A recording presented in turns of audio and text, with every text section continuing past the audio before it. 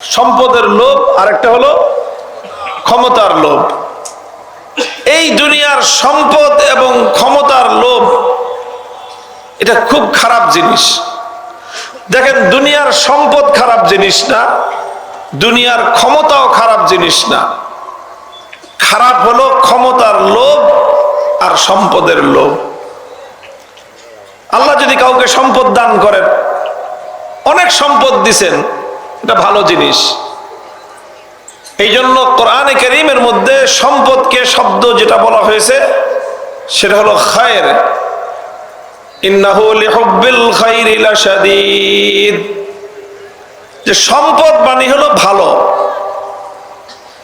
তো সম্পদকে আল্লাহ পাক কোরআনে কারীমের মধ্যে খায়র শব্দের দ্বারা ব্যাখ্যা করেছেন, ব্যক্ত করেছেন। খায়র মানে তো আপনারা অনেকেই বুঝবেন, খায়র মানে হলো কল্যাণ। তো সম্পদকে কিন্তু আল্লাহ পাক দুনিয়া আখিরাত কোরআনে কারীমের মধ্যে কল্যাণকর বলে চিহ্নিত করেছেন।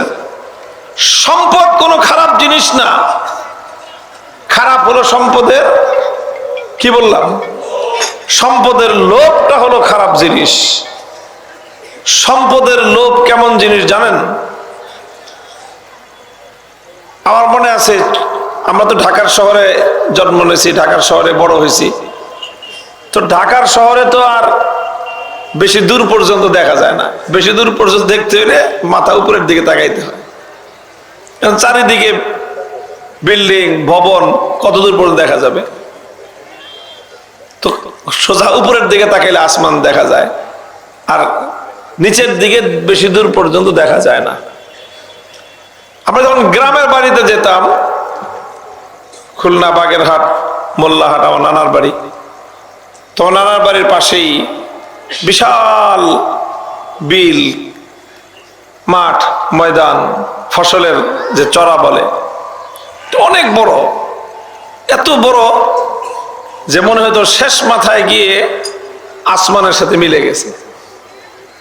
তো সন্ধ্যাবেলায় দেখতাম যে একেবারে সূর্যটা মনে হতো যে মাঠের ওই শেষ মাথায় সূর্য নামতেছে। তো মাঝে মাঝে মনে হইতো যে সূর্যটাকে ধরি, ওই তো মাঠের শেষ মাথায় দেখা গেলে। এরকম অনেক বাচ্চাদের কাছে মনে হইতে পারে। আচ্ছা বলেন তো, কত দূর পর্যন্ত গেলে আসমানটা জমিনের সাথে মিশে গেছে বলে আকাশ হাত দিয়ে ধরা যাবে? কত দূর গেলে বলেন? মানুষ তার চোখের দৃষ্টির শেষ সীমায় দেখে যে আসমান মাটির সাথে মিশে গেছে। তো এই যে আসমান যে মাটির সাথে মিশে গেছে, চোখ দিয়ে দেখা যায়। এখন যদি কেউ চোখ দিয়ে দেখে আসমান ধরতে যায়, তো সে কতক্ষণ পথ চললে আসমান ধরতে পারবে বলেন? সারা জীবন যদি সে হাঁটতে থাকে, দৌড়াইতে থাকে, কোনোদিন কি এমন কোন জায়গায় সে যে পৌঁছতে পারবে যেখানে আকাশ জমিনের সাথে মিশে গেছে? সে যত দূর যাবে আসমান তার থেকে তত দূরেই থাকবে। চলতে চলতে ক্লান্ত হয়ে যাবে, দৌড়াতে দৌড়াইতে সে অবশ হয়ে যাবে।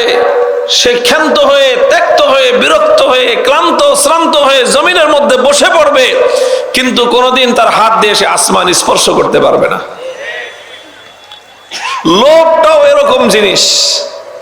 লোভ যেই মানুষকে পেয়ে বসে, সে মনে করতে থাকে যে এই তো আরেকটু, আর এই মোটামুটি আর একটা বাড়ি হইলেই চলে, ওই বাড়িটা হইলে আর দুইটা গাড়ি হইলেই চলে, ওই দুইটা গাড়ি হইলে আর দুইটা জমি হইলেই চলে। এইভাবে সবসময় তার দৃষ্টির শেষ সীমা পর্যন্ত মনে হয় যে ওটাই হলো আমার সীমান্ত। সে চলতে থাকে, চলতে থাকে, চলতে থাকে। হাদিসের মধ্যে আল্লাহ নবী বলেছেন, লাউ কানা লিবানি আদম ওয়াদিয়ান মিন যাহাবিন লাতালাবাল আখার। আল্লাহ যদি কোনো লোভী মানুষকে দুই মাঠ ভর্তি, দুইটা স্টেডিয়াম ভর্তি স্বর্ণ দিয়ে দেন, কোন কেজি আর টন মনের মাপে না, মাঠ ভর্তি যদি স্বর্ণ দিয়ে দেন, লাতালাবাল আখার, সেই মানুষ বলবে না যে হইছে আর দরকার নাই, বরং তার কাছে মনে হবে যে আরেকটা মাঠ খালি পড়ে রয়েছে, আরে এই মাঠটাও যদি সোনা দিয়ে ভরে যেত। কি মনে করেন ওই মাঠটা সোনা দিয়ে ভরে গেলে তার তৃপ্তি হয়ে যাবে? না, ওটা যদি স্বর্ণ দিয়ে ভরে যায় তো তার কাছে আর নতুন নতুন ডিমান্ড তার সৃষ্টি হবে, নতুন চাহিদা তার তৈরি হবে। এই চাহিদা তার বাড়তেই থাকবে, বাড়তেই থাকবে। যার যেই লোভীর দুনিয়াতে সম্পদ যত বেশি, সেই লোভীর দুনিয়াতে চাহিদা তার চেয়েও বেশি। বলেন, গরিবদের চাহিদা বেশি না সম্পদশালীদের চাহিদা বেশি? যে যত বড় লোক তার চাহিদা তত বেশি। তাহলে বোঝা গেল সম্পদ থাকলেই মানুষের চাহিদা শেষ হয় না। যদি সম্পদ থাকলে চাহিদা শেষ হইতো, তাহলে গরিবের চেয়ে বড় লোকের চাহিদা কোনোদিন বেশি হতো না। বরং লোভ এমন একটা জিনিস যে মানুষ যত বেশি সম্পদ অর্জন করে, সে যত বেশি লোভ পূরণ করতে চায়, তার লোভটা আরো বেড়ে যায়। লোভের জিহ্বা এমন যে এটা দিয়ে যদি 3 মণ চাটে, এই জিহ্বা আরো 6 হাত লম্বা হয়। 6 মণ চাটলে জিহ্বা 12 হাত লম্বা হয়। 12 মণ চাটলে 24 হাত লম্বা হয়। চাটতে চাটতে কয়েকজন মানুষ মিলে কোটি কোটি মানুষের সম্পদ লুটপাট করে, সারা দেশের সম্পদ নিজেরা কয়েকজন মিলে ভাগ বাটোয়ারা করে খেয়ে ফেলে। দেশে রাখার জায়গা হয় না, বিদেশে বেগম পাড়া করে। দেশে চুরি করে শেষ হয় না, সে এমন জায়গায় নিয়ে চুরি করে রাখছে যেখানে সম্পদ রাখার জায়গা নাই। এরপরেও চুরি করতে করতে চুরির কোনোদিন শেষ হয় না। গোটা দেশের মানুষ দেউলিয়া হয়ে যায়, চোরের চাকার স্বভাব শেষ হয় না। এটাই হলো সম্পদের লোভ। সম্পদের লোভ। এই জন্য আল্লাহর পয়গম্বর বলেছেন, লা ইয়ামলাউ ফামাল ইনসানি ইল্লা তুরাব। দুনিয়াতে মানুষের লোভ শেষ করার মতো, মানুষের লোভ নিয়ন্ত্রণ করার মতো কোনো জিনিস নাই, যেটা খাওয়ার পর মানুষ বলবে যে না, আর খাওয়ার দরকার নাই। দুনিয়াতে এমন কোনো জিনিসই নাই যে সে যত খায় আরো চায়, যত খায় আরো চায়, যত খায় আরো চায়। সারা দেশেরটা ওলট পালট করে দেমা লুটে পুটে খাই। এই সব খাওয়ার পরেও তার খাওয়ার চাহিদা শেষ হয় না। একটা জিনিস খাওয়ার পরেই তার এই খাই খাই স্বভাব বন্ধ হবে। সেটা আল্লাহর কোরআন, আল্লাহর নবী বলেছেন, কবরের মাটি। কবরের মাটি খাওয়ার আগ পর্যন্ত লোভীর লোভ কোনোদিন শেষ হবে না। যেদিন ওর মুখের মধ্যে কবরের মাটি ঢুকবে, সেই দিন বলবে যে না, আর লাগবে না, হয়েছে। আল্লাহ আমাদেরকে সেই দিনের আগেই সংশোধন হওয়ার তৌফিক দান করেন। এক হলো এই সম্পদের লোভ, আর একটা হলো ক্ষমতার লোভ। মানুষ অন্ধ হয়ে যায়, অন্ধ। ক্ষমতার লোভ আজ আমাদের সমাজকে ধ্বংসের দ্বার প্রান্তে উপনীত করে দিয়েছে। ভাই তার ভাইয়ের বুকের মধ্যে গুলি চালাতে এতটুকু দ্বিধা করে না যখন তার ভাই তার ক্ষমতার পথে বাধা হয়ে দাঁড়ায়। যত বেশি মানুষ এই যে ক্ষমতার মোহে, দলীয় কোন্দলে যত মানুষ বাংলাদেশে মারা যায়, এত মানুষ খুন অন্য কোনো কারণে হয় না। একই দলের লোক, এক দলের লোক আরেক দলকে বেশি খুন করে না। আপনি হিসাব করে দেখেন,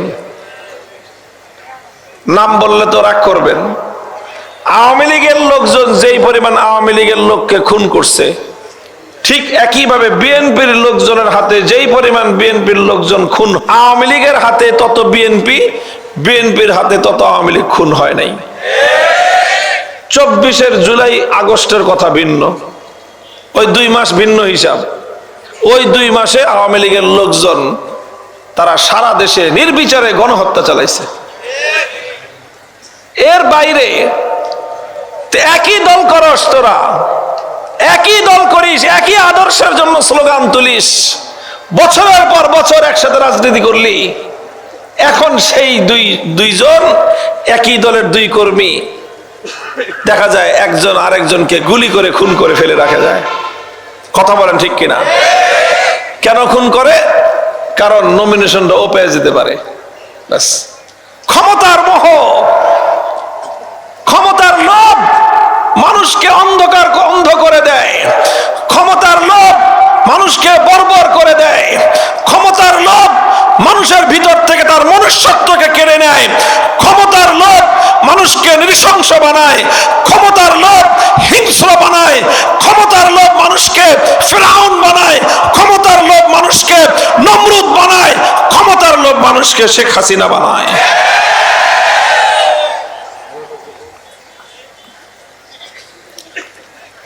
এটা হলো ক্ষমতার লোভ, যে মানুষ অন্ধ হয়ে যায়, চোখ থাকতে সে কিছুই দেখে না। ক্ষমতার মসনদ ছাড়া তার কাছে পৃথিবীর আর কোনো জিনিসের মূল্য নাই, কোনো জিনিসের দাম নাই।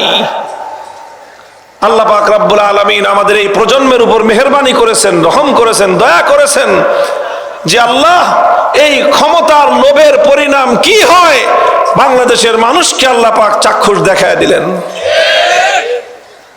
এই পরিণাম হওয়ার কথা ছিল না। এই জাতির মানুষ তাদেরকে কম সম্মান করে নাই, কম ভক্তি করে নাই, কম মর্যাদা দেয় নাই, কিন্তু এই জাতির প্রতি তারা যেই রকম নৃশংসতা প্রদর্শন করেছে, যেই বর্বরতা প্রদর্শন করেছে, শুধুমাত্র ক্ষমতার অন্ধ মোহে এমন পাগল হয়ে গেছিল, 1 লক্ষ মানুষকে মারতে হলে মানুষকে মারো, ক্ষমতার মসনদ আমি ছাড়বো না। বলেন মনোভাবটা এমন ছিল না? সব বাংলাদেশের প্রত্যেকটা মানুষ বলতো এই কথা, যে তার ক্ষমতার জন্য দরকার পড়লে 1 লাখ না 1 কোটি মানুষ মেরে ফেলবে, ক্ষমতা ছাড়বে না। কাজে উনি থাকতে আর বাংলাদেশের ক্ষমতার পরিবর্তন হওয়ার কোনো সম্ভাবনা নাই, এটা ছিল মানুষের বিশ্বাস। এমন আচরণ ছিল জাতির সাথে। আল্লাহর মেহেরবানি, আল্লাহ পাক রব্বুল আলামিন সেই জগদ্দল পাথরের মতো হিংস্র বর্বর হায়নাকে আল্লাহ আমাদের বুকের উপর থেকে অপসারণ করে দিয়েছেন। আল্লাহ যদি না করতেন আমাদের পক্ষে কোশ্চেন কাল এটা সম্ভব ছিল না। ভাই, খালি আরেকজনের বদনাম করে লাভ নাই।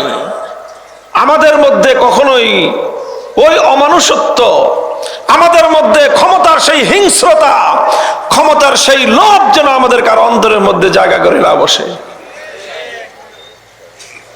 যদি আবার আমার মধ্যে সেই ক্ষমতার লোভ চলে আসে, আপনার মধ্যে যদি ক্ষমতার লোভ চলে আসে, মনে রেখেন পরিণাম একই হবে।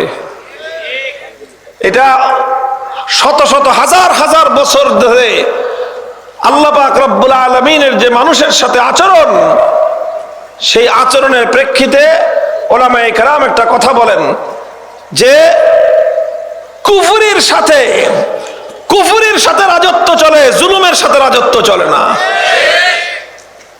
বুঝেন না এই কথাটা?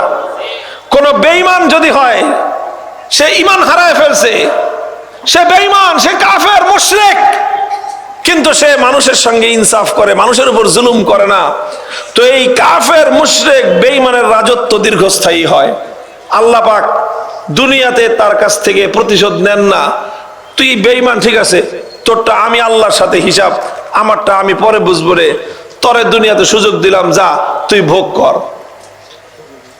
আল্লাহ পাক রব্বুল আলামিন কাফেরকে ক্ষমতা দেন, জালেম আল্লাহ পাক বেঈমানকে ক্ষমতা দেন, মুশরিককে ক্ষমতা দেন, মুনাফিককে আল্লাহ ক্ষমতা দেন, সহজে আল্লাহ কেড়ে নেন না।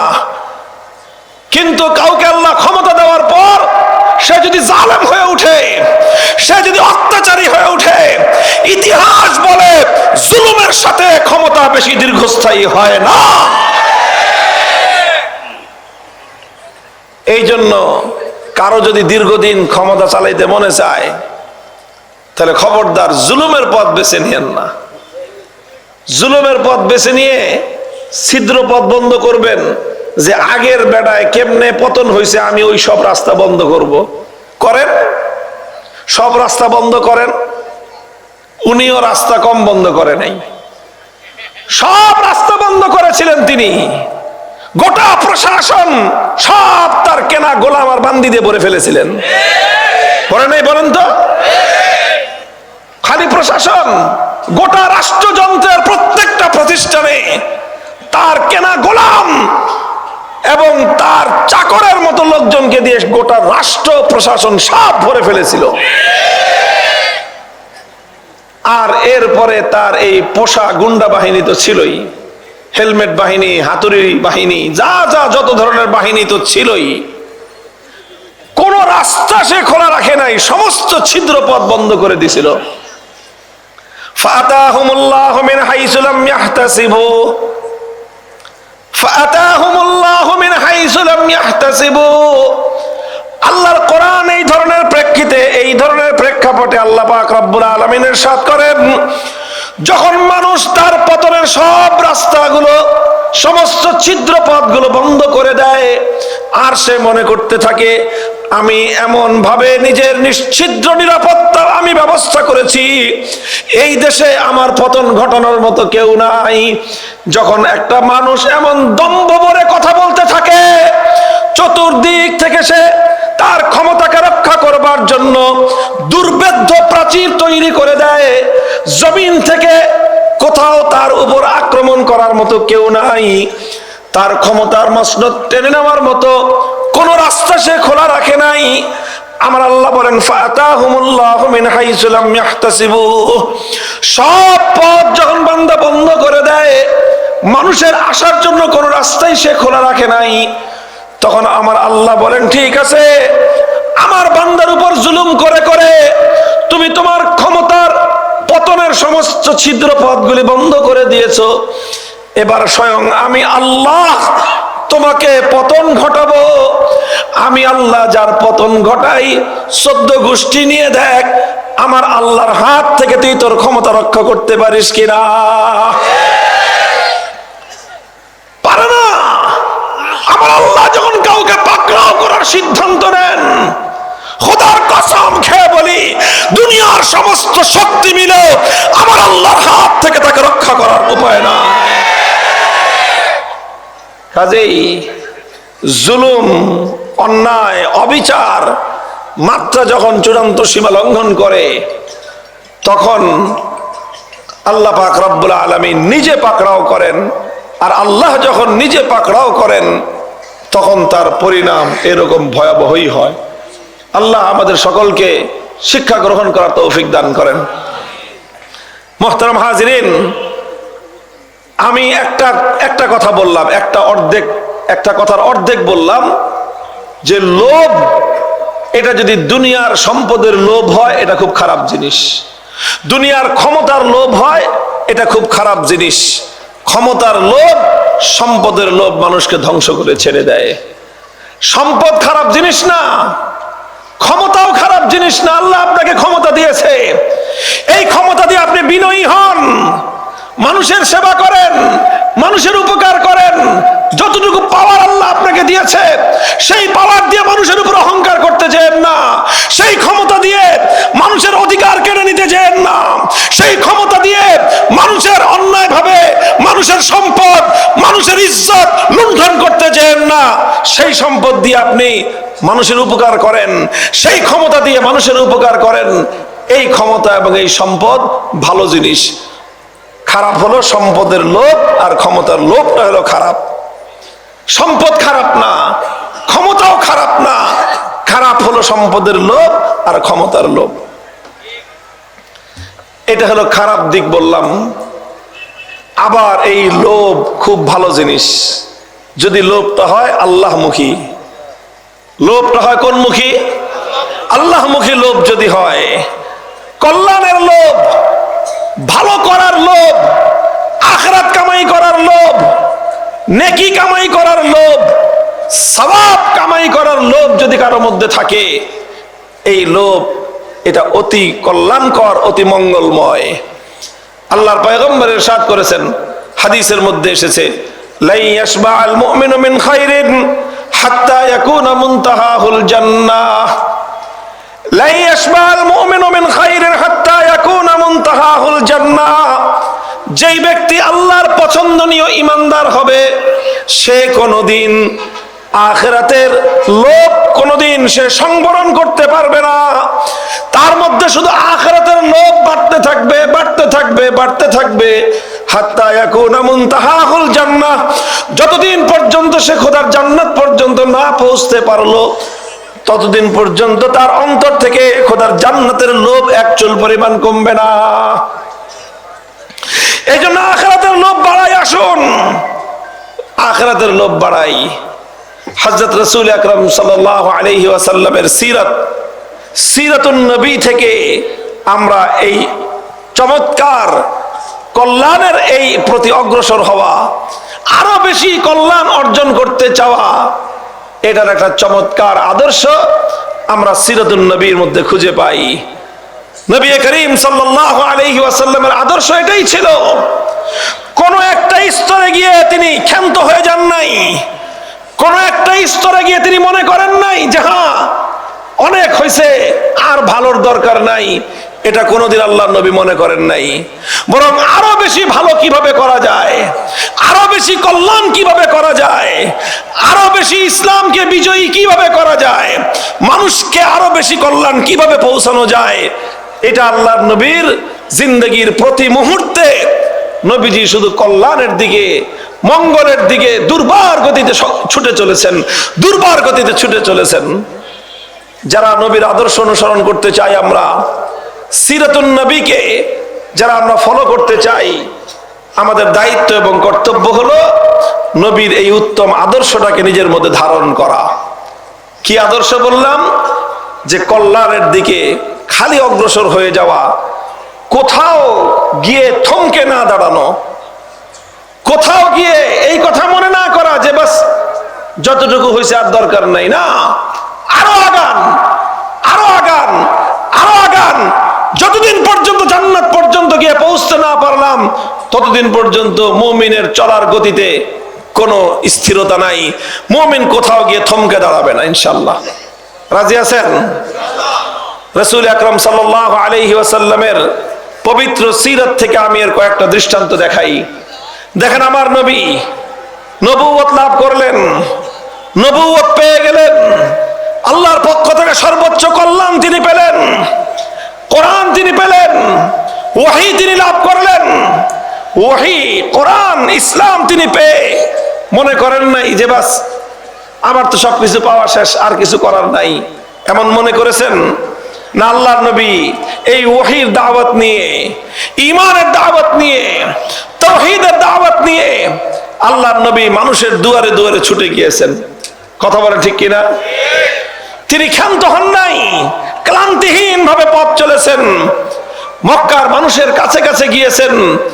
পবিত্র মক্কায় এমন কোন মানুষ খুঁজে পাওয়া কঠিন হবে যেই মানুষের কাছে আল্লাহর নবী একবার, দুইবার, শতবার, হাজারবার ঈমানের দাওয়াত নিয়ে না গিয়েছেন। প্রত্যেকটা মানুষকে আল্লাহর নবী ঈমানের দাওয়াত দিয়েছেন। দিতে দিতে দিতে দিতে 13টা বছর তিনি মক্কার মধ্যে কাটালেন। কিছু মানুষ ঈমান গ্রহণ করলো, আর অধিকাংশ মানুষই তারা ঈমানকে প্রত্যাখ্যান করলো। এমন অবস্থা হলো মনে হয় খাতামাল্লাহু আলা কুলুবিহিম, যেন আল্লাহ পাক তাদের অন্তরের মধ্যে মোহর মেরে দিয়েছেন, তারা মনে হয় আর ঈমান কবুল করবে না। এমন একটা অবস্থায় নবীজি ক্লান্ত হয়ে বসে পড়েন নাই, ক্ষান্তি দেন নাই যে অনেক তো বলেছি আর কত বলবো, অনেক তো করেছি আর কত করব। যারা ঈমান কবুল করার করেছে আর কেউ করবে না, কাজে আমার আর দায়িত্ব শেষ। নবীজি এরম মনে করেছেন? না, আল্লাহর নবী চিন্তা করেছেন কি, ঠিক আছে মক্কার লোক ঈমান কবুল করে নাই, আমি অন্য এলাকায় গিয়ে দেখি তিনি তায়েফে গিয়েছেন, 1 মাস পর্যন্ত রাত দিন তায়েফবাসীর কাছে কাছে গিয়ে দ্বীনের দাওয়াত দিয়েছেন।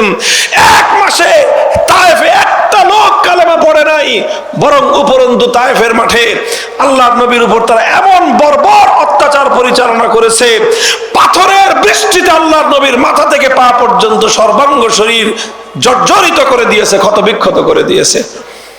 নবীজি তায়েফ থেকে এসে ক্ষান্ত হয়ে বসে পড়েছেন? না, বসে পড়েন নাই, রক্ত ঝরিয়েছেন, আহত হয়েছেন, ক্ষতবিক্ষত হয়েছেন। তবু আল্লাহর নবী চলার পথ থমকে দাঁড়ায় নাই।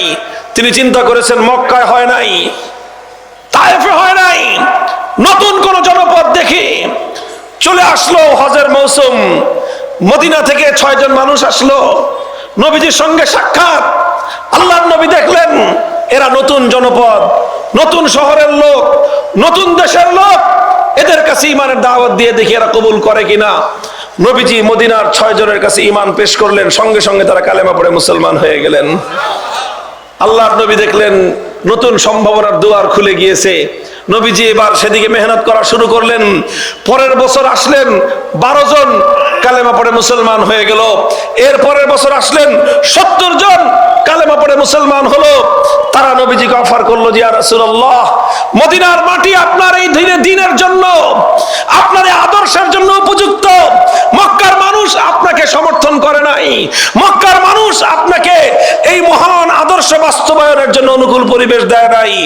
আপনি আসুন আমাদের মদিনায়, আমরা আপনাকে সঙ্গ দেব। আপনার এই মিশন, আপনার এই আদর্শ, আপনার এই দ্বীন বাস্তবায়নের জন্য আমরা আপনার সঙ্গে কাঁধে কাঁধ মিলিয়ে লড়াই করব, যুদ্ধ করব। নবীজি এটা চিন্তা করেন নাই যে কি দরকার আবার নিজের দেশ ছেড়ে যাওয়ার, কি দরকার ভিটে মাটি ছেড়ে যাওয়ার, কি দরকার পূর্বপুরুষদের জায়গা জমি ছেড়ে যাওয়ার।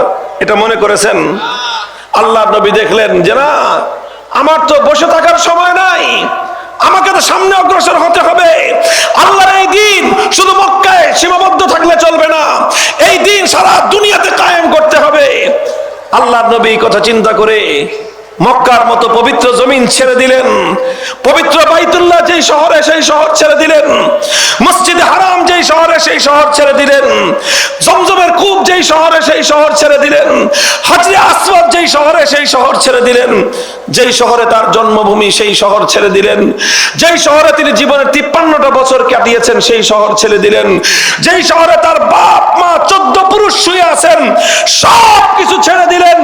দেশ ছাড়লেন, কেশ ছাড়লেন, বাড়ি ছাড়লেন, ঘর ছাড়লেন, আপনজন ছাড়লেন, জ্ঞাতি ছাড়লেন, গোষ্ঠী ছাড়লেন, সব ছেড়ে শুধু আল্লাহর দ্বীন কায়েম হবে এই আশা নিয়ে আল্লাহর নবী সোনার মক্কা থেকে মদিনার দিকে ছুটে চললেন। হে আমার মুসলমান ভাইরা, আল্লাহর নবীর উম্মতেরা, মনে রেখো এটা আমার নবীর জীবনের সুমহান আদর্শ। যখন তোমার সামনে ইসলাম দাঁড়িয়ে যাবে, যখন তোমার সামনে আল্লাহর নবীর দ্বীন দাঁড়িয়ে যাবে, যখন তোমার সামনে নবী করিম সাল্লাল্লাহু আলাইহি ওয়াসাল্লামের আনিত সুমহান আদর্শ দাঁড়িয়ে যাবে, দুনিয়ার সব ছেড়ে দাও। দ্বীনের মোকাবেলায় যেই দাঁড়িয়ে যাবে তাকে তুমি ত্যাগ করো। ইসলামের মোকাবেলায় তোমার দেশ দাঁড়িয়ে গেলে দেশ ছেড়ে দাও। ইসলামের মোকাবেলায় তোমার আপনজন দাঁড়িয়ে গেলে ছেড়ে দাও। ইসলামের মোকাবেলায় তোমার রক্তের সম্পর্ক দাঁড়িয়ে গেলে রক্তের সম্পর্ক ছেড়ে দাও। ইসলামের মোকাবেলায় তোমার দল দাঁড়িয়ে গিয়েছে, ওই দলকে তালাক দাও। ইসলামের মোকাবেলায় তোমার নেতা দাঁড়িয়ে গেছে, ওই নেতাকে লাথি মারো। আল্লাহর দ্বীনকে নিয়ে সামনে অগ্রসর হও। এটাই দ্বীনে মুহাম্মাদি, এটাই তোমার নবীর আদর্শ।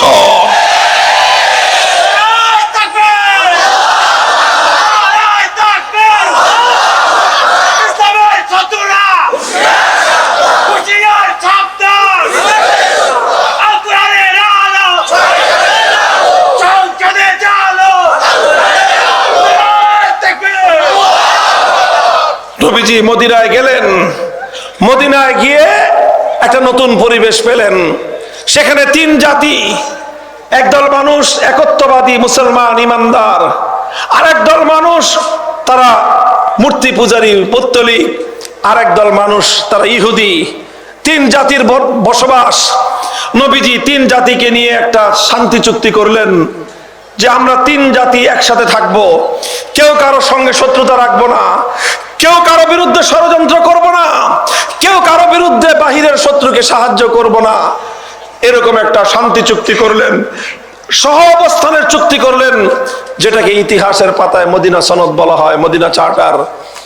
সেই সনদের ভিত্তিতে মদিনাতে থাকতে আরম্ভ করলেন। নবীজির জন্য এক নতুন পরিবেশ। এখানে সেই মক্কার মতো ভয় নাই। মক্কার মাটিতে আল্লাহর নবী নিজে যখন নামাজ পড়তেন, কখনো আবু জাহাল পেছন দিক থেকে এসে গলায় গামছা পেঁচিয়ে নবীজিকে শ্বাসরুদ্ধ করে হত্যার ষড়যন্ত্র করত। নবীজি সেজদায় লুটিয়ে পড়লে উটের ভুঁড়ি এনে নবীজির মাথার উপর ফেলে দিত। এই আচরণ করতো আল্লাহর নবীর সঙ্গে। আর নবীর সাহাবীদের সঙ্গে কি আচরণ করতো আমরা ইতিহাস পড়ে জেনেছি। হযরত বেলাল রাদিয়াল্লাহু আনহু উত্তপ্ত মরুভূমির উপর চিৎ করে শোয়ে বুকের উপর পাথর চাপা দিয়ে রাখতো। হযরত খাব্বাব রাদিয়াল্লাহু তাআলা আনহু জ্বলন্ত আগুনের উপর তাকে শোয়ে রাখা হতো। সেই আগুনের কয়লায় শরীর পুড়ে, চামড়া পুড়ে, গোশত পুড়ে, গলে গলে চর্বি এবং রক্তক্ষরণ হয়ে সে আগুন নিভে যেত। এরপরও এই নির্দয় পাষাণদের হৃদয়ে এতটুকু মায়া মমতা জন্ম নিত না। হযরত আম্মার রাদিয়াল্লাহু আনহু ইসলাম গ্রহণ করবার অপরাধে ওনার 2 পা 2 উটের সঙ্গে বেঁধে দিছে। এরপরে 2টা উট 2 দিকে হাঁকায় দিল। দুই উট যখন দুই দিকে চলে গেছে, মধ্যখান দিয়ে দ্বিখণ্ডিত হয়ে একেবারে মাথা থেকে পা পর্যন্ত দ্বিখণ্ডিত হয়ে তিনি অন দ্য স্পট শাহাদাত বরণ করেন। ওনার স্ত্রী হযরত সুমাইয়া রাদিয়াল্লাহু আনহা ইসলাম গ্রহণ করার অপরাধে ওনার তলপেট দিয়ে বিষাক্ত বল্লম নিক্ষেপ করে আবু জাহল ওনাকে শহীদ করে দিয়েছেন। বাপ মারা গেল, মা শহীদ হলো, তাদের সন্তান হযরত ইয়াসির রাদিয়াল্লাহু আনহুকে নিয়ে, হযরত আম্মার রাদিয়াল্লাহু আনহুকে নিয়ে ওনার বাবা ইয়াসির শহীদ হলেন। ওনার ছেলে আম্মারকে নিয়ে কূপের মধ্যে মাথা নিচের দিকে দিয়ে ঠ্যাং উপরের দিকে রশি দিয়ে বেঁধে ঝুলায় রাখলো। এই ধরনের জুলুমগুলো মক্কার মাটিতে একে একে বাস্তবায়িত হয়েছে। আল্লাহর নবী মদিনায় আসার পর নেই আর সেই জুলুম, নেই সেই অত্যাচার, শান্তিতে ইবাদত করা যায়। মসজিদ কায়েম করেছেন মদিনার মসজিদে নববী। সেখানে নামাজ পড়লে পেছন দিক থেকে এসে কেউ গামছা পেঁচায় না, সেখানে সেজদা করলে কেউ আর উটের ভরি ফেলে না, এখানে ইসলাম কবুল করলে কেউ আর অত্যাচার করে না, জুলুম করে না। একটা শান্তি প্রিয়, একটা নিরাপদ পরিবেশ আল্লাহর নবী পেলেন। নবীজি মনে করলেন যে যাক, হয়েছে তো আর দরকার নাই, নাকি কি বলেন? কথা বলেন। নবীজি কি অবস্থায় এসে মনে করেছেন যে এখন তো মক্কার জমিন থেকে অনেক ভালো আছি, কাজেই আর বেশি দরকার নাই, এটা মনে করেছেন? না, আল্লাহর নবী এতে ক্ষান্ত হয়ে যান নাই। আমাকে তো আরো সামনে আগাতে হবে। এখানেই থমকে দাঁড়ালে ইসলামের পক্ষ থেকে, আল্লাহর পক্ষ থেকে প্রদত্ত দায়িত্ব আমার পূর্ণ হবে না। নবীজি চিন্তা করলেন সামনে অগ্রসর হতে হবে, ইসলামকে তো দুনিয়ার প্রান্তে প্রান্তে ছড়াতে হবে, সারা দুনিয়াতে আল্লাহর এই দ্বীন জিন্দা করতে হবে। সারা দুনিয়াতে আল্লাহর দ্বীনকে বিজয়ী করার জন্য আল্লাহ পাক দুনিয়াতে আমাকে পাঠিয়েছেন। আরসালা রাসূলাহু বিল হুদা ওয়া দীনিল হক লিইয়ুযহিরাহু আলাদ দীনি কুল্লিহি। तमाम পৃথিবীর সমস্ত মতবাদ, সমস্ত ধর্ম, সমস্ত ইজম, সমস্ত তন্ত্র মন্ত্রকে পরাস্ত করে আল্লাহর দ্বীনকে দুনিয়াতে বিজয়ী করার জন্য নবীজি প্রেরিত হয়েছিলেন। কাজে এই জন্য আল্লাহর নবী নতুন কর্মসূচি হাতে নিলেন, জিহাদের শপথ নিলেন। নবীজি সাহাবায়ে কেরামকে বললেন, এতদিন আমাদের আদর্শ ছিল কেউ আমাদেরকে একটা আঘাত করলে আমরা বলতাম যে ভাই আরেকটা আঘাত করেন, কিন্তু আমার কথাটা শুনেন। এইভাবে সোজা আঙ্গুলে ঘি উঠানোর চেষ্টা করছি 13 বছর, কিন্তু সোজা আঙ্গুলে বেশি ঘি উঠে না। যা উঠে তা দিয়ে ইসলামের চলবে না। আরো বেশি প্রয়োজন, আরো বেশি ইমানদার প্রয়োজন, আল্লাহর দ্বীনে আরো বেশি বিজয় প্রয়োজন। এই জন্য আল্লাহর পক্ষ থেকে নির্দেশ আসলো, উযিনা লিল্লাযীনা ইউকাতালুনা বিআন্নাহুম যুলিমু ওয়া ইন্নাল্লাহা আলা নাসরিহিম লাকাদির। হে নবী, এবার একটু আঙ্গুলটা বাঁকা করেন, দেখি রেজাল্টটা কি আসে। নবীজি বললেন, এখন থেকে ইসলামের সবক, ইসলামের পয়গাম যারা আল্লাহর দ্বীনের সৈনিকদের উপর আঘাত করবে, যারা আল্লাহর বান্দাদের উপর আঘাত করবে, যারা কালেমা পড়নেওয়ালা ইমানদারদের উপর আঘাত করতে চেষ্টা করবে, যারা আল্লাহর জমিন থেকে আল্লাহর আনিত দ্বীন দুনিয়া থেকে মিটিয়ে ফেলার চেষ্টা করা হবে, এখন থেকে আর তাদের সঙ্গে নম্র ভাষায় কথা বলা হবে না। এখনকার নীতি হলো আল্লাহর দ্বীনের উপর কেউ যদি একটা আঘাত করে, পাল্টা আঘাত করা হবে। কেউ ইট ছুঁড়ে মারলে পাথর ছুঁড়ে মারা হবে, ইটটি মারলে পাটকেলের আঘাত করা হবে। পয়গাম দিয়ে দিলেন সমস্ত বেঈমানদেরকে। মক্কার কুরাইশরা ছুটে এসেছিল হিংস্রতা নিয়ে বদরের রণাঙ্গনে। আল্লাহর নবী 14 জন সাহাবায়ে কেরামের শাহাদাতের রক্ত দিয়ে কাফেরদের সেই উদ্ধত মাথা জমিনের সঙ্গে মিলিয়ে দিলেন, তাদের উপর আঘাত করলেন। 313 জন অসহায় সাহাবীদেরকে নিয়ে আল্লাহর নবী মক্কার বেঈমানদের মোকাবেলা করলেন। বদর হলো, উহুদ হলো, উহুদে আরো বেশি রক্ত দিলেন। 70 জন সাহাবী শাহাদাত বরণ করলেন। স্বয়ং আল্লাহর নবী ক্ষতবিক্ষত হলেন, মাথা ভাঙলো, দাঁত ভাঙলো, চেহারা রক্তে লাল হয়ে গেল, হাঁটু হাত সর্বাঙ্গ শরীর আঘাতে আঘাতে জর্জরিত হয়ে গেল। রক্ত ঝরতে ঝরতে আমার নবী জমিনে বেহুশ হয়ে পড়ে গেলেন। ইবলিস শয়তান গুজব রটিয়ে দিল, কতিলা মুহাম্মদ সাল্লাল্লাহু আলাইহি ওয়াসাল্লাম শহীদ হয়ে গেছেন। গোটা মদিনার মুসলমানদের মধ্যে শোক হতাশা ছড়িয়ে পড়লো, হায় হায় কি হবে, এখন কি হবে। ওই অবস্থায় নবীজির হুঁশ ফিরলো। হযরতে মালিক ইবনে সিনান রাদিয়াল্লাহু আনহু বলেন, আমি লক্ষ্য করে দেখলাম নবীজি কথা বলতে পারতেছেন না, বেহুশ হয়ে দুর্বল হয়ে রক্ত ঝরতে ঝরতে জমিনে পড়ে গেছেন। ওই অবস্থায় আমার নবী অস্ফুট কণ্ঠে বলতেছেন, ইলাইয়া ইবাদাল্লাহ, ইলাইয়া ইবাদাল্লাহ, হে আল্লাহর বান্দারা আসো, যুদ্ধ শেষ হয় নাই, লড়াই শেষ হয় নাই, আমরা আরো বহুদূর অগ্রসর হব, তোমরা আমাকে কেন্দ্র করে আবার ঐক্যবদ্ধ হও, আবার কুফরের উপর হামলা করো। সাহাবায়ে কেরাম ঐক্যবদ্ধ হলেন। আল্লাহ পাক উহুদের জিহাদেও মুসলমানদেরকে বিশাল সফলতা দান করলেন। ক্ষান্ত হলেন না আল্লাহর নবী। খন্দক হলো, একটার পর একটা যুদ্ধ চললো। এদিক দিয়ে মদিনার মধ্যে ইহুদিরা একটার পর একটা গাদ্দারি করলো। বনু কাইনুকা গাদ্দারি করলো, বনু নজির বিশ্বাসঘাতকতা করলো, বনু কুরাইজা চুক্তি ভঙ্গ করলো। আল্লাহর নবী তার গোটা জীবনে কোনোদিন কারোর সাথে কৃত একটা অঙ্গীকার তিনি ভঙ্গ করেন নাই। কারোর সঙ্গে কোন চুক্তি আল্লাহর নবী কোনোদিন ভঙ্গ করেন নাই। আর যারা চুক্তি ভঙ্গ করেছে আল্লাহর নবী তাদেরকে কোনোদিন ক্ষমা করেন নাই। একটা অপরাধ যেটা নবীজি মাফ করেন নাই, সেটা হলো কি? গাদ্দারি। কি অপরাধ বলেন? কি অপরাধ? মুসলমানরা সব অপরাধ ক্ষমা করতে পারে, কিন্তু কওম এবং মিল্লাতের সঙ্গে, জাতির সঙ্গে যারা গাদ্দারি করবে তাদের ক্ষমা নাই।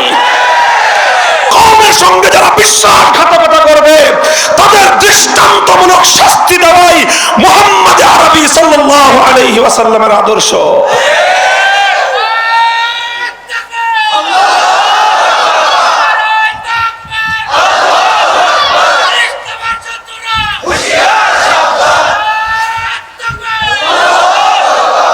মনে রাখবেন, আমরা কিছু কিছু জায়গায় অত্যন্ত কঠোর ভাষা প্রয়োগ করি। অনেকে মনে করে যে এত কঠোর কথা বলেন কেন? ভাই, এটাই নবীজির আদর্শ। আশিদ্দাউ আলাল কুফার, যারা গাদ্দারি করবে, আল্লাহর বান্দাদের সঙ্গে যারা বিশ্বাসঘাতকতা করবে, আল্লাহর দ্বীনের সঙ্গে যারা বেঈমানি করবে, তাদের কোনো ক্ষমা নাই। নবীজি ক্ষমা করেন নাই। বনু কুরাইজা 800 ইহুদি গাদ্দারি করেছিল, বিশ্বাসঘাতকতা করেছিল। একদিনে 800 ইহুদি বেঈমানের মৃত্যুদণ্ড কার্যকর করেছেন আল্লাহর নবী। কয়শো? 800। কেন? ইহুদি এই জন্য না, ইহুদি এই জন্য না, বেঈমান এই জন্য না, বরং কি জন্য? গাদ্দার এই জন্য। মনে রাখবেন, ইসলাম বেঈমানদের সঙ্গে অত কঠোর নয়, ইসলাম অমুসলিমদের সঙ্গে কঠোর নয়, ইসলাম হিন্দু বৌদ্ধ খ্রিস্টানদের সঙ্গে অত কঠোর নয়, ইসলাম ইহুদিদের সঙ্গে অত কঠোর নয়। কিন্তু যখন কেউ ইসলামের সঙ্গে, আমার চেয়ে কঠোর কোন মতাদর্শ পৃথিবীতে নয়। এটা খুব ভালো করে মনে রাখবেন। অনেকে নবীজির এই সকল আদর্শগুলো দিয়ে ইসলামকে কঠোর জীবন ব্যবস্থা সাব্যস্ত করতে চায়। তারা ইসলাম সম্পর্কে গণ্ডমূর্খের দল, গণ্ডমূর্খের দল। আমার নবী কোনদিন নিজের কারণে কারো কাছ থেকে বদলা নেন নাই, প্রতিশোধ গ্রহণ করেন নাই। নবীজিকে হত্যা করার ষড়যন্ত্র করেছে, নবীজি তাকে মাফ করে দিয়েছেন। অসংখ্য ঘটনা হাদিসের পাতায় পাতায় আছে, আছে না নাই? নবীজি ঘুমিয়ে আছেন, তরবারিটা ঝুলতেছে, হঠাৎ করে এক বেঈমান এসে তরবারিটা খুলেই তরবারিটা নামায়ে কোষ থেকে মুক্ত করে নবীর গর্দানের উপর ধরছে। নবীজি ঘুম ভেঙে গেছে, চোখ খুলে দেখেন উন্মুক্ত তরবারি নিয়ে শত্রু মাথার সামনে দাঁড়ানো। জিজ্ঞাসা করতেছে, মাইয়াম নাও কামিন্নি, হে মুহাম্মদ, এবার আমাকে, তোমাকে আমার হাত থেকে কে বাঁচাবে? নবীজি শান্ত শিষ্ট কণ্ঠে বললেন, আল্লাহ। কে বাঁচাবে বলেন? সঙ্গে সঙ্গে আমার নবী আল্লাহর কণ্ঠের আওয়াজে থরথর করে বেঈমানের শরীরের মধ্যে কম্পন তৈরি হয়ে গেল। তার হাত থেকে তরবারি পড়ে গেল।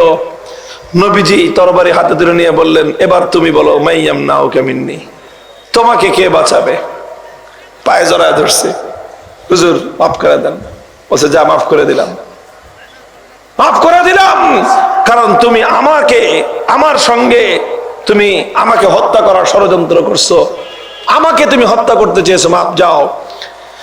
কিন্তু আল্লাহর দ্বীনের সঙ্গে যারা গাদ্দারি করেছে, ইসলামের সঙ্গে যারা বিশ্বাসঘাতকতা করেছে, চুক্তি করে চুক্তি ভঙ্গ করেছে, নবীজি তাদের সঙ্গে অত্যন্ত কঠোর এবং অত্যন্ত দৃষ্টান্তমূলক শাস্তির আচরণ করেছেন। এদিক দিয়ে সোনার মদিনা ইহুদি শূন্য হয়ে গেল। যে কয়টা মুশরিক ছিল সব কালেমা পড়ে ইমানদার হয়ে গেল। গোটা মদিনায় একটাও বেঈমান নাই, শুধু ইসলাম আর ইসলাম, ইসলাম আর ইসলাম।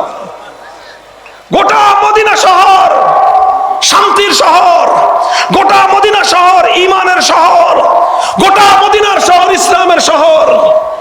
নবীজি তো এবার ক্ষান্ত হবেন যে যাক, আল্লাহ পাক মদিনা শহরকে ইসলাম দিয়ে পরিপূর্ণ করে দিয়েছেন, এবার আমি থেমে যাই। কি বলেন? থেমে গেছেন আল্লাহর নবী? ক্ষান্ত হয়ে গেছেন? না, নবীজি বলেছেন আমার মঞ্জিল আরো আগে, আমার গন্তব্য আরো আগে, আমাকে আরো অগ্রসর হতে হবে। 1400 সাহাবায়ে কেরাম নিয়ে গিয়ে গেলেন উমরা করবেন, উমরা বাইতুল্লাহ তওয়াফ করবেন। মক্কার কুরাইশরা বের হয়ে আসলো হুদাইবিয়া, মক্কার বাহিরে উপকণ্ঠে। নবীজিকে বলল যে ঢুকতে দিব না। নবীজি বললেন উমরা করতে আসছি, মারামারি করতে আসি নাই, উমরা করব, তওয়াফ করব, চলে যাব, কিচ্ছু করব না, তোমাদেরকে আমাদেরকে ঢুকতে দাও। বলল যে না, কোনোভাবেই ঢুকতে দিব না। যুদ্ধের পরিস্থিতি তৈরি হয়ে গেল। নবীজি ঘোষণা করলেন আজ মক্কার কুরাইশরা এমন যে কোনো কথা বলবে যেই কথার মধ্যে আল্লাহর ঘরের সম্মান রক্ষা পাবে, আর বাকি যে কোনো ছাড় দিয়ে হলেও আজকে আমি ওদের সঙ্গে চুক্তি করব, সন্ধি করব। শেষ পর্যন্ত আল্লাহর নবী সর্বোচ্চ নমনীয়তা প্রদর্শন করলেন, সর্বোচ্চ ছাড় দিলেন। এত ছাড় দিলেন, এত ছাড় দিলেন, এত ছাড় দিলেন, নিজের আশেপাশের সঙ্গী সাথীরা পর্যন্ত রাগ হয়ে গেল যে হুজুর এত ছাড় দিলে কেমনে চলে। নবীজি বলেন থামো, ছাড় দিতে দাও আমাকে, দেখো কি হয়। নবীজি অভূতপূর্ব ছাড় দিয়ে মক্কার কুরাইশদের সঙ্গে হুদাইবিয়ার সন্ধি করলেন। যেই হুদাইবিয়ার সন্ধির মাধ্যমে আল্লাহর পয়গম্বরের নবুয়তের 23 বছরের জিন্দেগির সবচেয়ে বড় রাজনৈতিক সফলতা নিহিত ছিল। কি সফলতা বলেন? রাজনীতির কথা শুনলে তো মুখ দিয়ে আওয়াজ বের হয় না আপনাদের। আপনারা বলেন যে হুজুর অন্য কথা বলবে, রাজনীতির কথা বলে কেন?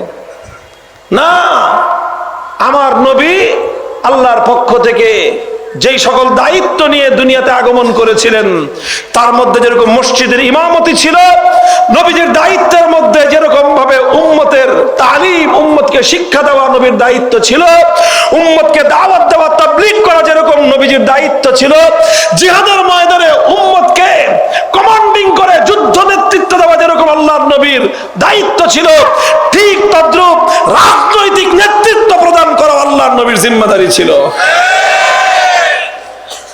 ভালো করে শুনে রাখেন, আলেম ওলামাদের সঙ্গে যারা রাজনীতির কথা বললে অসদাচরণ করেন, আল্লাহর দ্বীনের সহি কথাটা শুনে তো যাবেন, বুঝে যাবেন।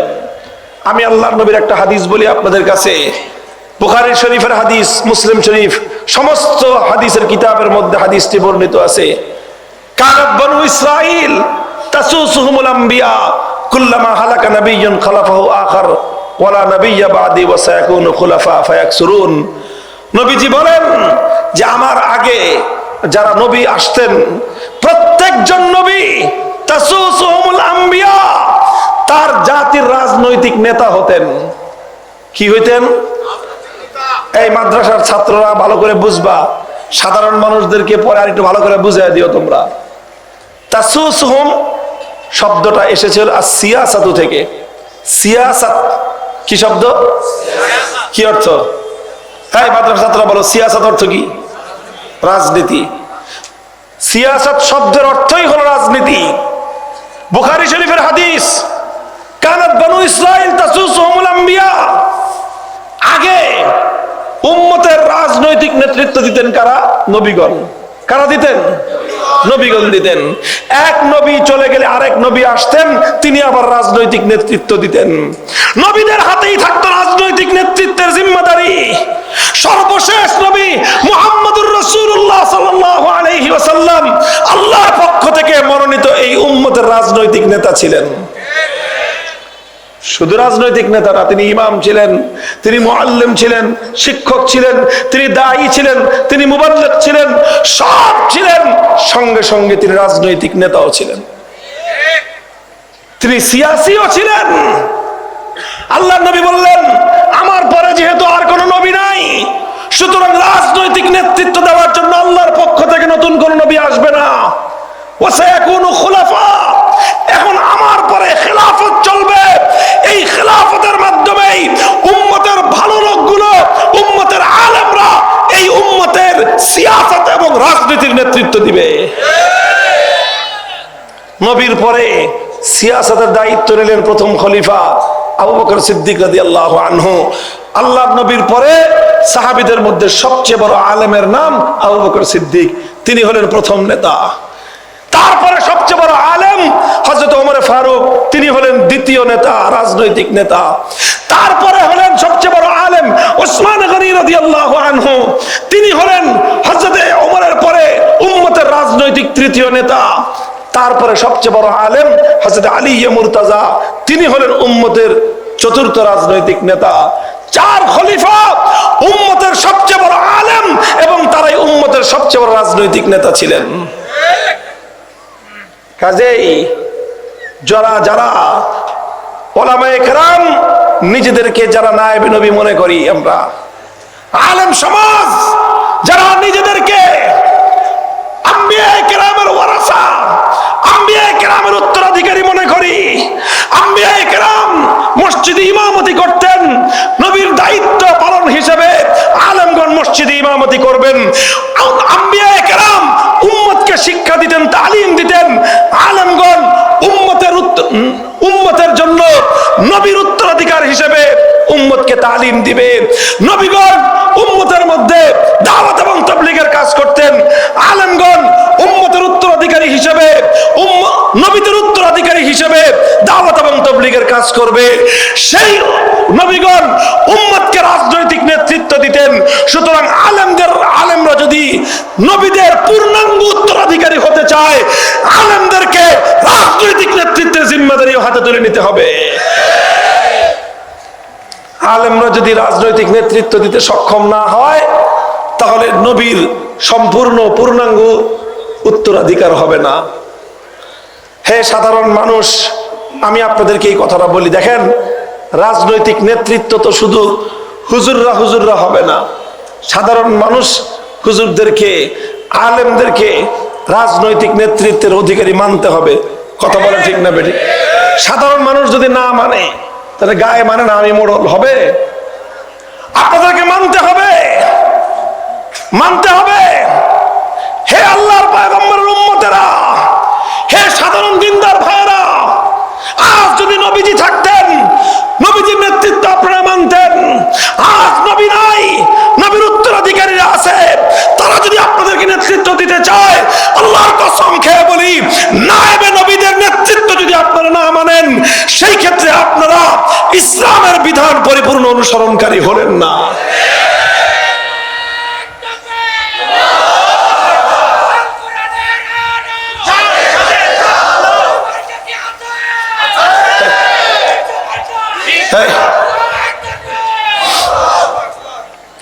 মুহতারাম হাজিরিন, কথা আমার শেষ দিকে চলে এসেছে।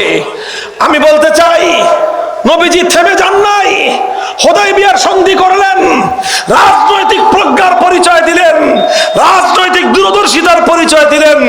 এই জন্য আলেমদেরকে রাজনৈতিক প্রজ্ঞার অধিকারী হতে হবে, রাজনৈতিক দূরদর্শিতার অধিকারী হতে হবে।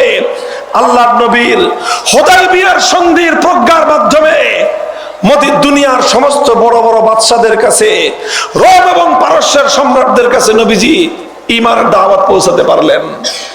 ওই বছর খায়বার থেকে ইহুদিদেরকে উৎখাত করে, গোটা আরবের ভূমি থেকে ইহুদিদেরকে উৎখাত করলেন।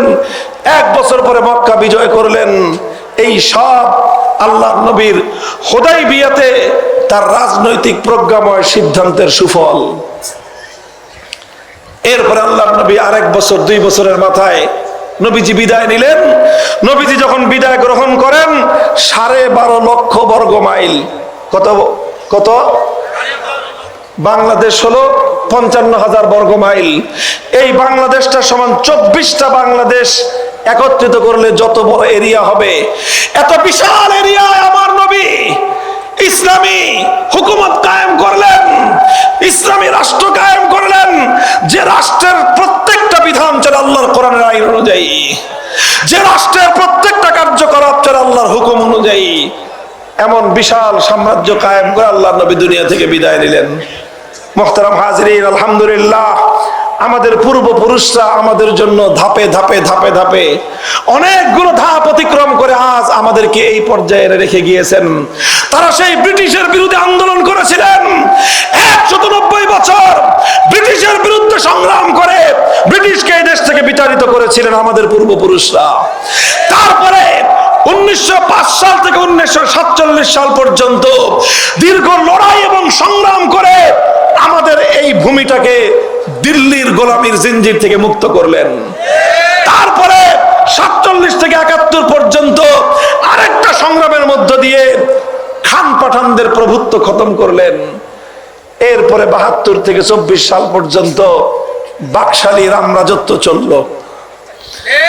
2024 সালে ইমানদার তৌহিদ জনতা 2013 সাল থেকে রক্ত দেওয়া শুরু করলো। শাপলা চত্বরে ইমানদাররা রক্ত দিল। 2021 সালে নরেন্দ্র মোদীকে বাংলাদেশে আসতে দিবে না, মুসলমানদের রক্তের দাগ যার হাতে লেগে আছে, সেই জন্য 19 জন আলেম ওলামা শাহাদাত বরণ করতে হলো। এই রক্ত দিতে দিতে 24 জুলাই মাস আসলো। সেই জুলাইতে প্রায় জাতিসংঘের বর্ণনা মতে 1400+ বাংলার মানুষ রক্ত দিল। তার মধ্যে 100 বেশি প্রায় আলেম ওলামা মাদ্রাসার ছাত্র রক্ত দিল। এইভাবে রক্ত দিতে দিতে জুলাই বিপ্লবের মাধ্যমে আজকে বাংলাদেশ এই পর্যায়ে এসে উপনীত হয়েছে যে এখন এখানে এসে আমরা একটা স্বপ্ন দেখছি। সেই স্বপ্নটা হলো এই যে এই বাংলাদেশ ইনশাআল্লাহ তেমনই একটা দেশ হবে আমার নবী সোনার মদিনায় যেই দেশ কায়েম করেছিলেন। কাজেই হাল ছেড়ে দেওয়ার সময় নাই, ক্লান্ত হয়ে বসে পড়ার সুযোগ নাই। মুমিনের জীবনে শ্রান্তি ক্লান্তি বলতে কোনো কিছু নাই।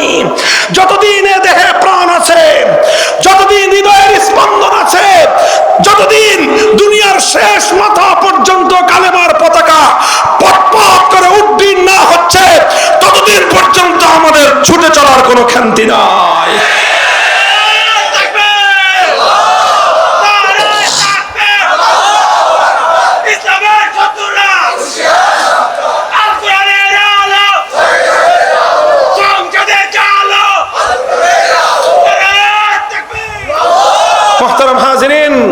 এটা আমার আখেরি পয়গাম। দেখেন আমাদের এই ভূমি, এই জমিন এবং আমাদের পূর্বপুরুষদের অনেক অনেক অনেক কোরবানি আছে এই মাটিটার জন্য।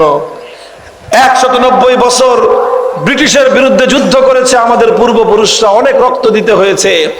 তারপরে এই দেশটাকে আবার কলকাতা থেকে আলাদা করার জন্য, দিল্লি থেকে মুক্ত করার জন্য 47 সালে বহু যারা বয়স্ক মানুষ তারা জানেন, যারা ইতিহাস পড়েছেন তারাও জানেন, 1947 সালে দেশটাকে ভাগ করা হয়েছিল কিসের ভিত্তিতে? যে এই দেশে ইসলাম চলবে, তোদের দেশে ধর্মনিরপেক্ষতা চলবে। যাদের ধর্মনিরপেক্ষতা পছন্দ ভারতে চলে যাও, যাদের ইসলাম পছন্দ মুসলমানদের ভূমিতে চলে আসো। এই তো ছিল 47-এর দেশ বিভাগ। আলহামদুলিল্লাহ 24-এর যে জুলাই বিপ্লব, সেই জুলাইয়ের যে সনদ, সেই সনদের মধ্যে সেই 47-এর বীরত্বগাথা ইতিহাসকে আবার নতুন করে স্মরণ করা হয়েছে। এই জন্য আমরা বলি, যারা ইসলাম চান, যারা চান আগামী দিনে বাংলাদেশে ইসলামের রাস্তা উন্মুক্ত হোক, তারা সবাই জুলাই সনদের পক্ষে হা বাক্সে ভোট দিবেন। রাজি আছেন তো ভাই? এটা কোনো রাজনীতির কথা না। হা বাক্সে ভোট দেওয়া এবার এটা রাজনীতি নয়, বরং এটা এদেশে ইসলাম প্রতিষ্ঠার পথ উন্মুক্ত করার সংগ্রাম। এই জুলাই সনদের মধ্যে 2013 সালে নবী প্রেমিকদের শাপলা চত্বরের শাহাদাতের গল্প বলা হয়েছে।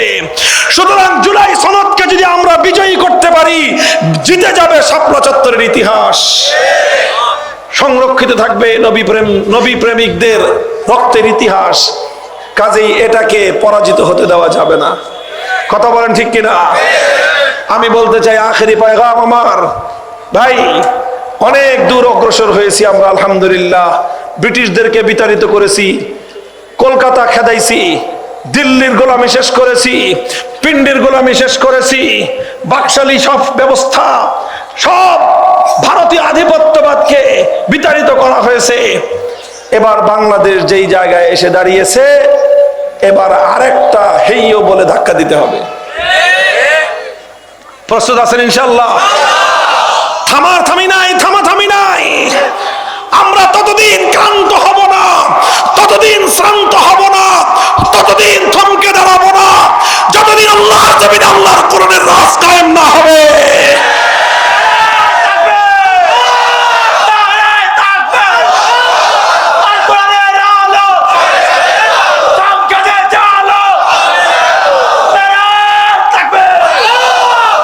আমি একটা কথা সবাইকে বলতেছি, এবার অনেক অনেক রঙের তো বাংলাদেশ দেখেছি আমরা, কথা বলেন ঠিক না বেটি?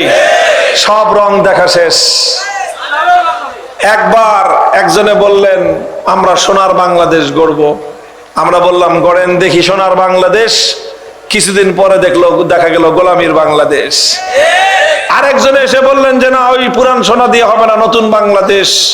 আমরা বললাম ঠিক আছে, আপনার সঙ্গে আসি। কিছুদিন পরে দেখি সেই পুরাতন সেই যা তাই। এরপর আরেকজন এসে বললেন যে না, নতুন দিয়ে হবে না, সবুজ বাংলাদেশ। আমরা বললাম ঠিক আছে। কয়েকদিন পরে দেখি ধূসর বাংলাদেশ। আরেকজনে বললেন এবার হবে ডিজিটাল বাংলাদেশ। আমরা বললাম ভালো, দেখি ডিজিটাল কি। পরে দেখলাম জনগণের সম্পদ বাংলাদেশ ব্যাংক থেকে হাজার হাজার কোটি টাকা ডিজিটাল সিস্টেমে চুরি হয়ে গেল, টেরও পাইলাম না। আমার দেশের টাকা ডিজিটাল কায়দায় বেগম পাড়া করে বিদেশে গিয়ে আমরা টেরও পাই না, এর নাম হলো ডিজিটাল। সোনার বাংলাদেশ দেখা শেষ, নতুন বাংলাদেশ দেখা শেষ, সবুজ বাংলাদেশ দেখা শেষ, ডিজিটাল বাংলাদেশ দেখা শেষ। এবারের বাংলাদেশ দেখতে চাই ইসলামের বাংলাদেশ, আল কোরআনের বাংলাদেশ, খেলাফতের বাংলাদেশ।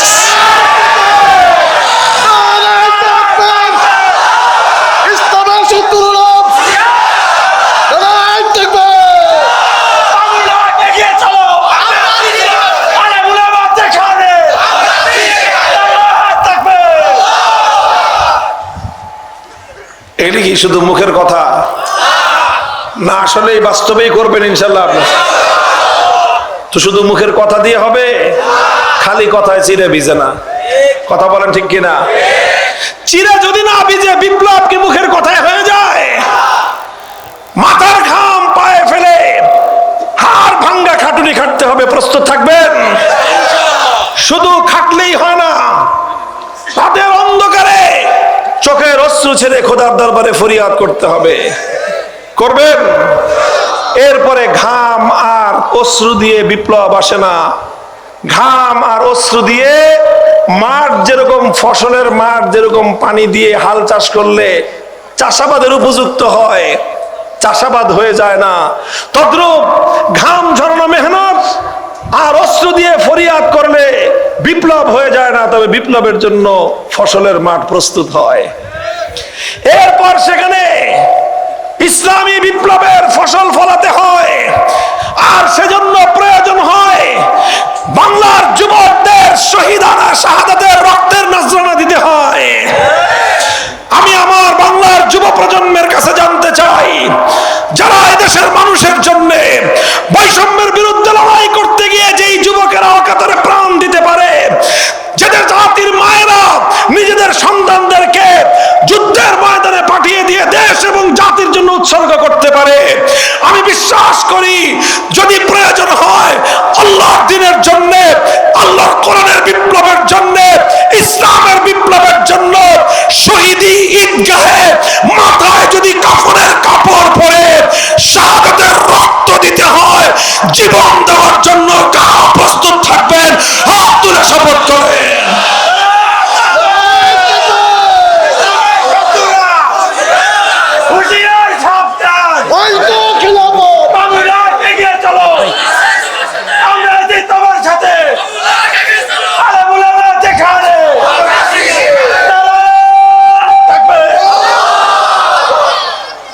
আল্লাহ পাক আমাদের সকলকে কবুল করেন। আমাদের এই দেশ, এটা আমাদের বাপদাদাদের আমানত আমাদের কাছে, তারা আমানত রেখে গেছেন। ইনশাআল্লাহ আমরা এই আমানতের দায়িত্ব রক্ষা করব তো ইনশাআল্লাহ। আল্লাহ আমাদেরকে কবুল করেন। তৌফিক দান করেন। দোয়া চাই আমি আপনাদের কাছে কথাগুলো যেন আমার মুখের শুধু কথা না হয়, এটাই যেন হয় আমার হৃদয়ের কথা। ওয়া আখিরু দাওয়ানা আলহামদুলিল্লাহি রাব্বিল আলামিন। আসসালামু আলাইকুম।